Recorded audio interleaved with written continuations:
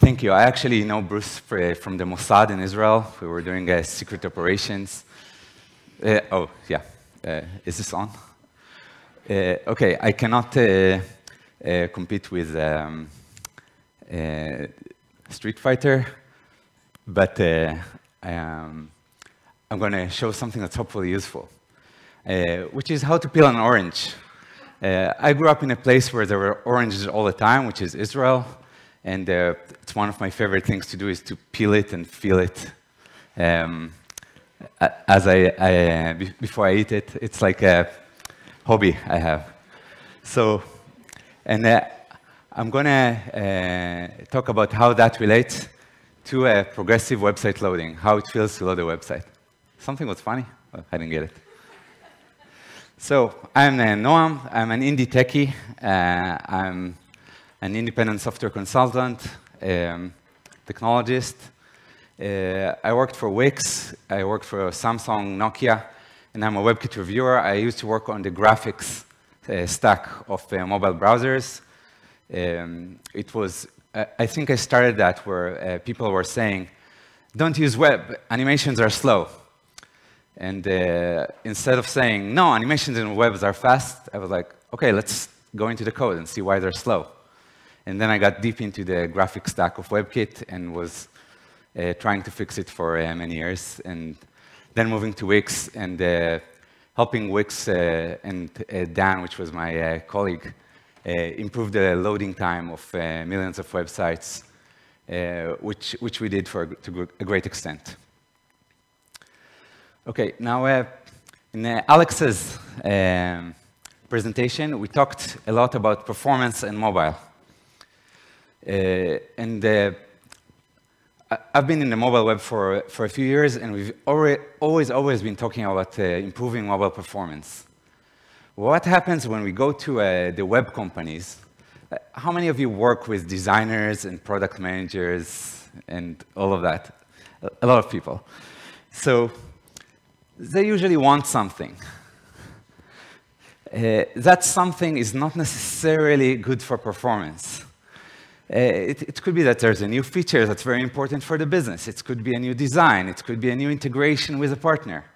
So when it comes to performance and it comes to experience and features, there's always a stretch. This cat kind of seems to enjoy the stretch. I enjoy that stretch. I like the challenge of dealing with design and dealing with performance and dealing with how to bridge the gap between them when you have business needs. So we were talking about oranges. Now, as I said, I was Israeli. In Israel, we do things very fast and very opportunistic. So for us, the glass is not half empty from a performance perspective or half full. It's just, OK, I'm going to drink this. I don't care. Or I'm just going to get more orange juice from somewhere. My view on web performance is, OK, let's see what we can do. You know, I don't know where the world is going, but let's see what we can do about it. So can you guys read this? How fast does your website load? How to improve website performance, bundling better, doing better JavaScript, using WebP instead of JPEG. I'm not going to talk about that. Totally different talk. It's a very important one. I have a lot to say about it. But I decided to talk about something different, which is how it feels to load your website. How does the user feel while the website is loading? Start thinking about the demo we saw. While the website was loading, there was nothing, right? There was just the address bar and the URL which you're going to, and white.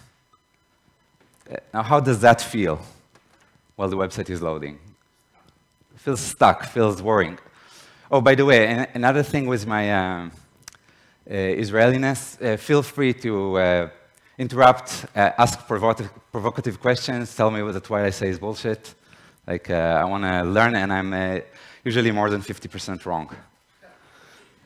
You have 10 Israelis in the room, you'd have 15 opinions about something. So how I'm going to approach the feeling of loading a website is by the story of focal points. If you see this photo, I'm not sure with the light here, but one of the first things you observe is this green dot over there, right? There's a whole bunch of orange, but there's something that captures the eye. So the focal point is an artistic term, where when you paint an art picture, as an artist, you think about where the audience is going to look first. It's like thinking of a painting like music. Like music has a beginning and an end. It's on a timeline. Well, so is a painting. It could be a different timeline for every person who views the painting. But there's still a timeline. Here, the timeline usually starts from that green thing over there. So that's the trick I'm going to use for loading performance. Even though we have tons of features because the product managers ask us to do them, and they're all super important, the user is going to have a story of how they view the website, of how the website is loading, how they experience it. OK. So, I told you that I was going to ask, but it's not a riddle anymore. So, many times when you go to a website, this is the first question you actually have. Not all the time, but for example, if you're traveling, or if you're in India or in one of those countries with the in the diagram. The first question you have, am I online? Is my phone connected? Am I connected? Now, if you go to a website and all you see is white, you'll be worried about this, wouldn't you? Like, am I actually online? So one thing we want to show the users pretty soon is that they are indeed online and they can access the website. Another question that we have that many times we kind of forget about, users want to know if the site is on, if the site is up, if they got an address for a website of a restaurant. Is this address still valid? Can I still access it? Again, if I show a whole white screen, I don't actually know whether I'm online, whether this site works. I have lots of questions and I'm concerned. We'll get to the other needs later, but can my needs be quickly fulfilled? Like, if I go to the JSCamp Romania website, what are my needs? Maybe I want to buy a ticket. Maybe I want to know the dates. Can those be quickly fulfilled? Can I go into the website and see them quickly? How do I feel in a website? I'll get more to this later. So, I'm going to talk about 4 P's of preparing oranges. 4 different ways of preparing oranges or of loading websites, and how they feel. The first one is promising, and I'm not talking about the JavaScript promises. I'm talking about this, the progress bar. You're getting a promise for an orange. You're not really seeing an orange. You have some number that's probably not correct and calculated by some random means. And you're asked to relax. So this is a very standard old way of creating a certain feeling when a website is loading or when an app is loading. In the old Windows days, this was extremely, how do you call it, common to use this. So let's say you go for the whole 100%. You're anticipating the promise you've been given to orange. In the end, you got a peach. You didn't receive what you were looking for. I have this experience many times when I access websites that I'm waiting, and what I got in the end was not exactly what I expected. It was maybe looked good on the search engine, but when I got there in the end, it wasn't it wasn't right. So, promising is easy. It's easy to implement, which is a pro for promising. It's easy to implement. It's cheap, but it could be potentially upsetting. Maybe somebody got to your website and they were expecting something that you're not delivering. So I summarize the feel of promising. Feels like uncertainty. Uncertainty can be good or bad. It could be nice to wait and wait and wait and then receive something that you were anticipating, like this dog's owner coming back.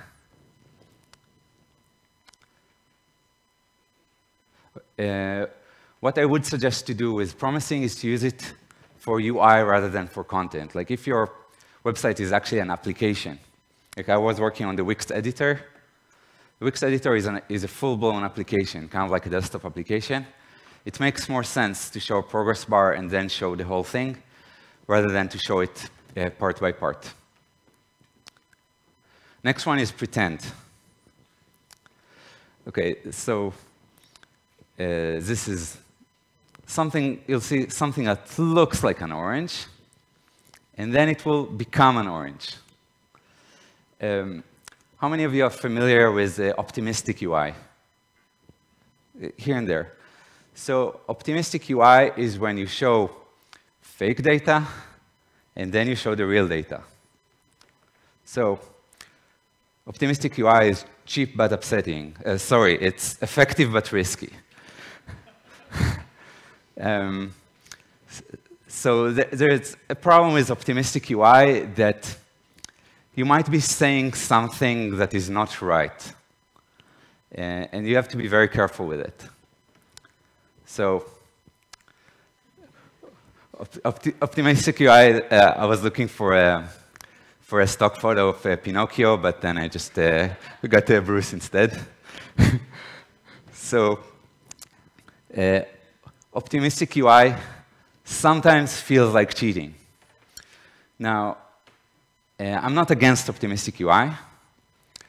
What I say is that I would use Optimistic UI for reactions rather than for loading. Let's say you click a checkbox, you want it to be checked immediately and not go back through your React Redux stack with a million of reducers before you see that it's checked. I would definitely use Optimistic UI for that.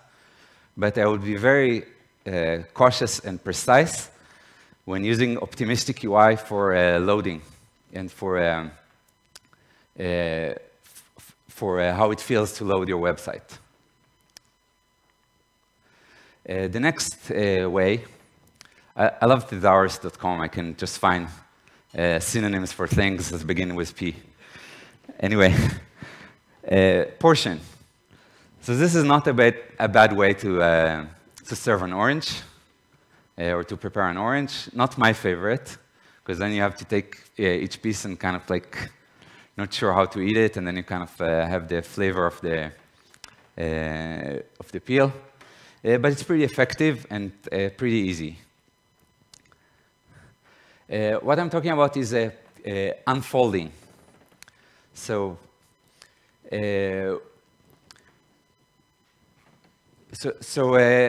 we're all familiar with below the fold, above the fold kind of techniques. So when I talk about portioning or unfolding, I'm talking about lazy loading, mainly of images, iframes, and media that are below the fold later. And the other thing is HTML chunking, bringing one part of the HTML after another with the HTTP. This is an old browser technique from the very start, when browsers were sending text to read. Today, most of the websites don't do this. Most of the CDNs don't really support it very well, or the server technologies. They kind of take the whole thing, bring it to one piece. But HTML chunking is actually a very effective way of unfolding your content. A new spec that is coming that helps us with unfolding is the native lazy loading. So it's a new spec that allows you to say that an image or an iframe would only load when it reaches the viewport. So we've been dealing with it at Wix, just writing it from scratch in JavaScript for a while, and it's nice that the browsers are catching up to this. And this is very exciting for lazy loading. Now, with lazy loading, we're still in Chrome did it first land, and we hope that it will be more adopted in the future. But there is a good way of lazy loading images today without the native APIs, which is intersection observer, intersecting the images and iframes with the viewport, and then deciding what to load and what not to load. So we found intersection observers to be very useful when doing lazy loading at Wix. I highly recommend using it for unfolding. So unfolding is useful, but there's a flat feeling about it. Like if I go back to my product manager or marketing or whoever, the fold doesn't always tell the story. Many times you'd have things above the fold that are less important or more important. The fold is just one story. It's a one-dimensional story of vertical. It's a vertical story. Still very useful. The last way to prepare an orange, which, as I said, is my favorite, is peeling. So I like that an orange there's something nice about it from the get-go. Like, it looks good. When you reach it, it smells good. When you peel it, in the end, it tastes good. You can get more and more of it the more you go in. So I want to go back to the user focal points and discuss how we deal with peeling, how the peeling techniques works with the user focal points in mind. So, am I online? Is the first one. Then, does this site work? Is this what I was looking for? Is this particularly the content I was looking for? Can my needs be quickly fulfilled? How do I feel here? Tell me more. Now, if I look, for example, let's see if I can. No, I have it in my slides.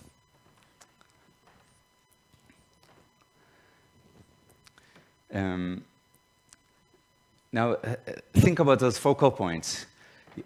You would usually not reach the last focal point before you would reach the first one. Like, I love this website, I want to share it. It's something you would do after you actually love the website. If what you're looking for is an address or a phone number of a restaurant, then maybe you don't have a particular question, or you don't need to know more about the restaurant. You don't even care that much about the brand yet. Maybe you were just looking for the phone number or a way to contact it. If you're just looking for tickets to JS Camp, maybe you don't need to load the list of speakers because you already want the tickets. So as a user, you'd have a list of focal points that would come in order. It doesn't necessarily mean it's this order of things. It could be different for every website or every user. But what I suggest to people building websites is have this list for your website and for your users. Like, what are they actually looking for?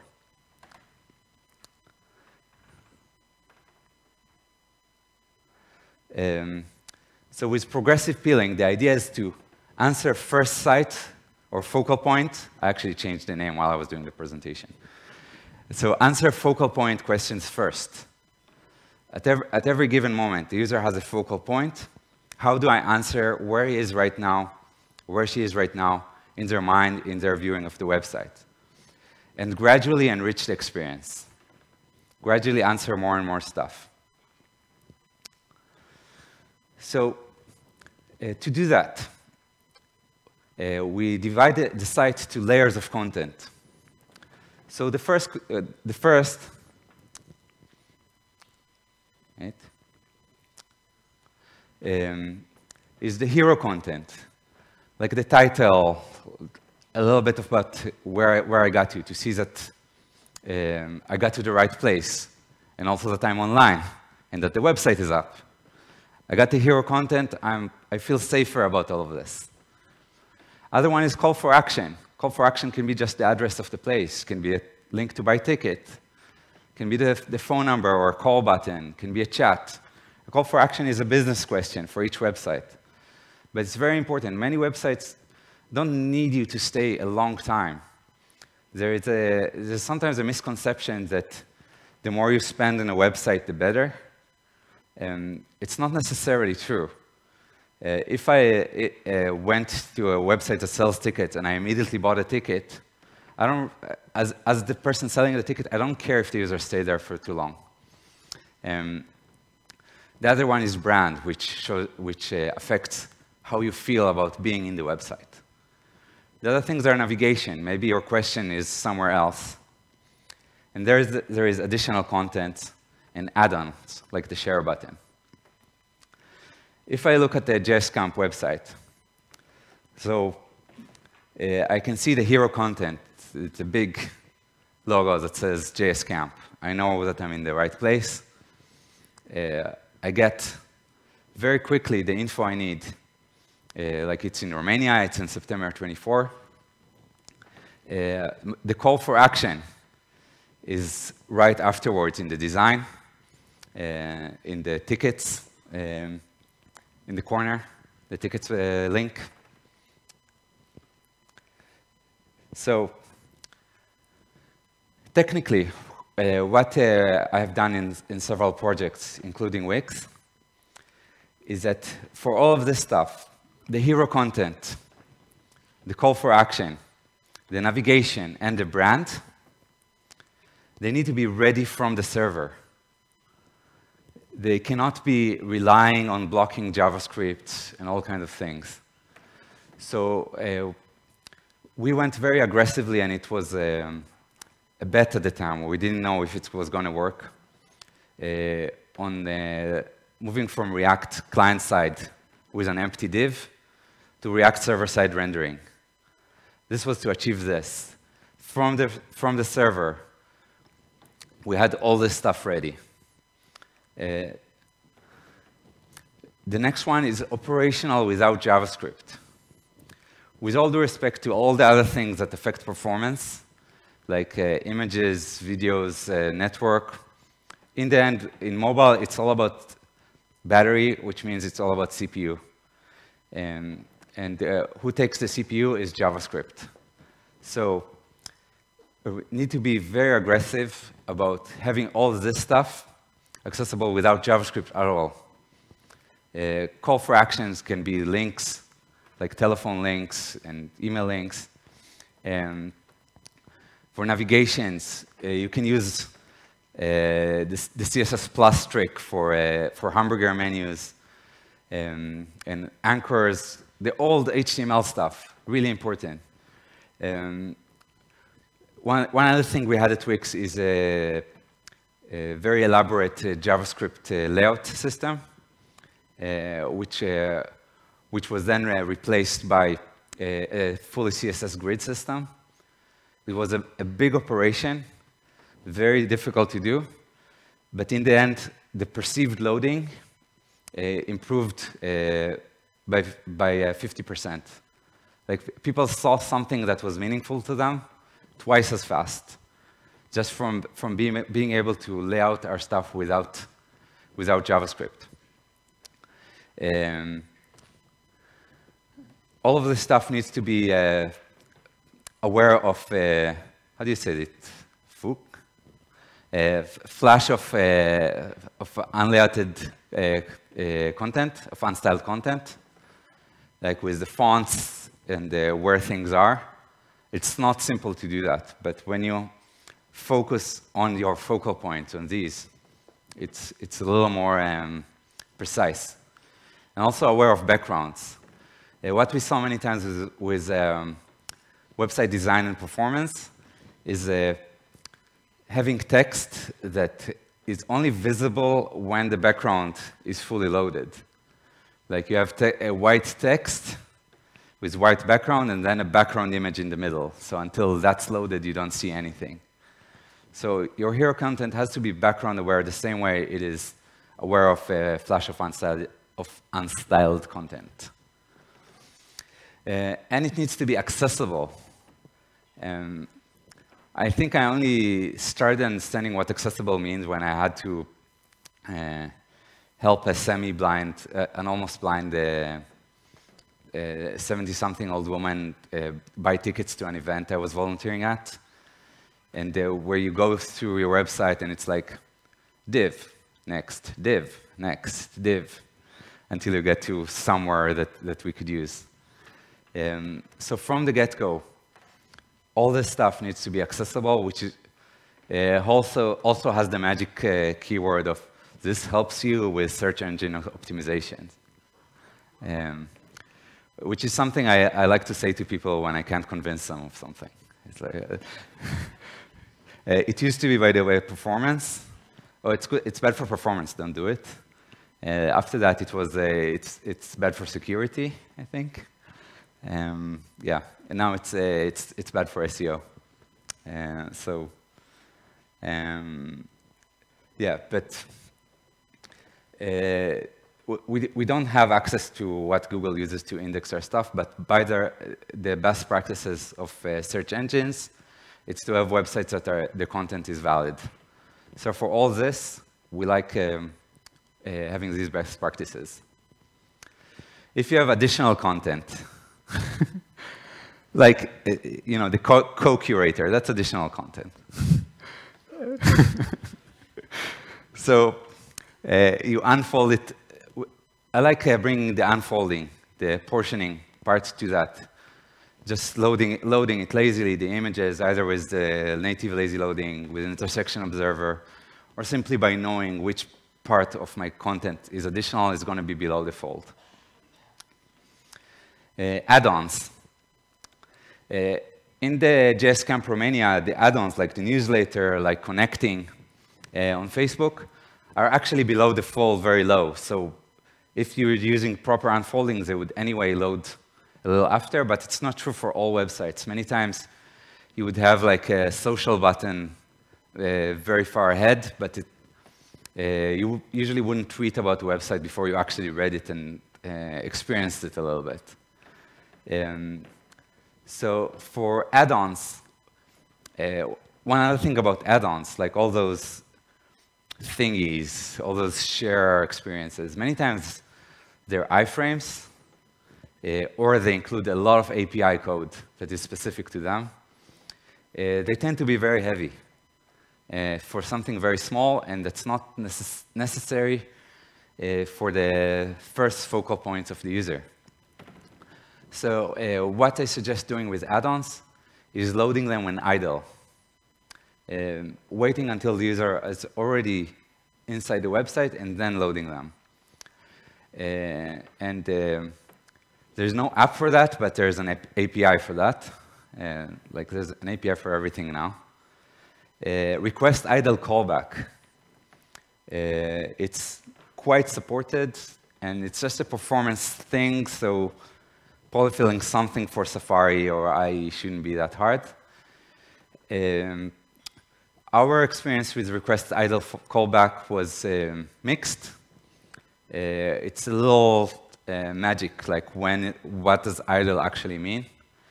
You might want to see if that fits your business needs, or you want to implement something like that yourself for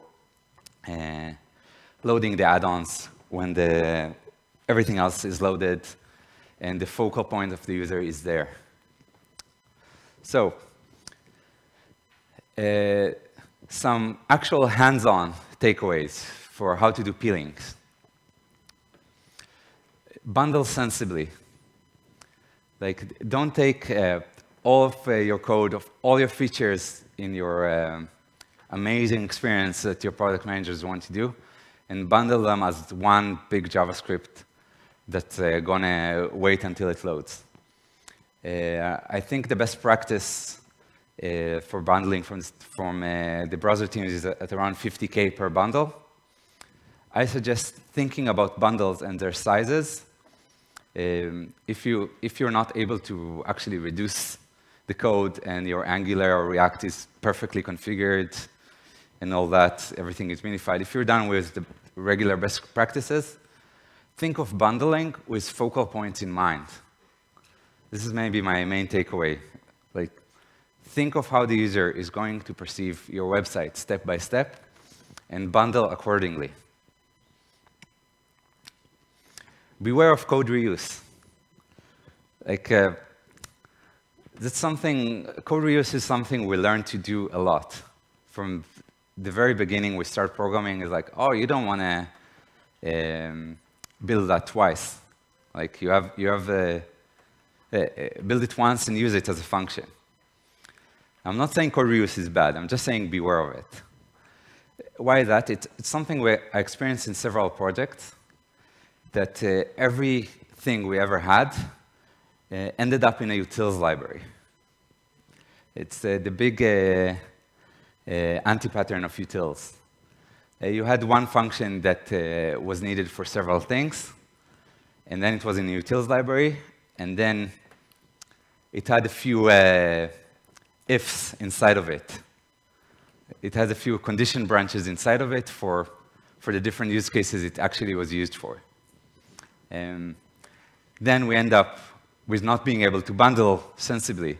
Everything was one big spaghetti of reusable code, and you can't portion your code for the focal points. This was always a hard business case to make. Enhance and polyfill standard HTML. Use native ways with CSS of opening hamburger menus. Use that lazy loading with a polyfill. One thing that I hope to talk about in the future is how we use the web components, the custom elements in HTML spec to progressively enhance native HTML. An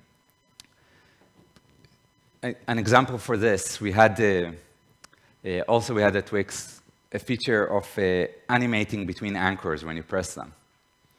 The browsers usually just jump between anchor links when you click it, and we want an animated experience. That means JavaScript. Looks like very easy JavaScript in the beginning, and then you start getting all those edge cases. What happens when you come from a link? What happens when you go backwards, when you click it really quickly? Then it's a huge JavaScript. We still wanted that experience. That experience is still there. But the anchor links still work as regular anchor links. So until all of this interesting experience is loaded, you can still access anchor links. So peeling, it feels smooth, it feels right if you do it right, but it doesn't mean it's easy to do. It sometimes can get expensive. Sometimes if you want to go cheap and that's your business case, or if you're an app, go crazy with progress bar. It's all, in the end, about the business need and about making the right choices for you. So to summarize, peeling is awesome, but not simple. That's why you don't see that much of it on the web. Orchestrate your focal point story. One thing that's important with that is measuring. Understand your users. Understand what happens to them when they access the site. Do UX reviews where you usability reviews where you sit with the users and see how the website is loading for them and what they think about and what they talk about. Use unfolding for additional content. Definitely use unfolding. Bundle and reuse. Think about your code in general and about your code bundling according to that story of focal points. Be aggressive with browser features.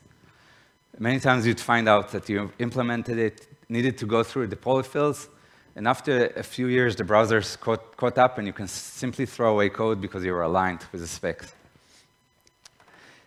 Progress bars and splash screens, all those, they're great for UI, for content. If your site is about content, I would be careful with using them.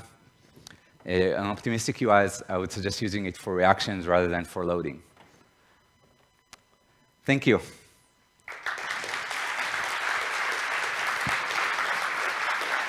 Thank you, Noam. Time for a couple of questions, if anybody has them. Gentleman down there.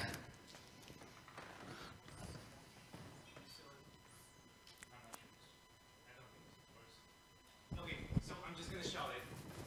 So you were talking about accessibility and how you were tackling accessibility. I'm curious, how were you communicating to your users the fact that your app is loading while in an accessible fashion?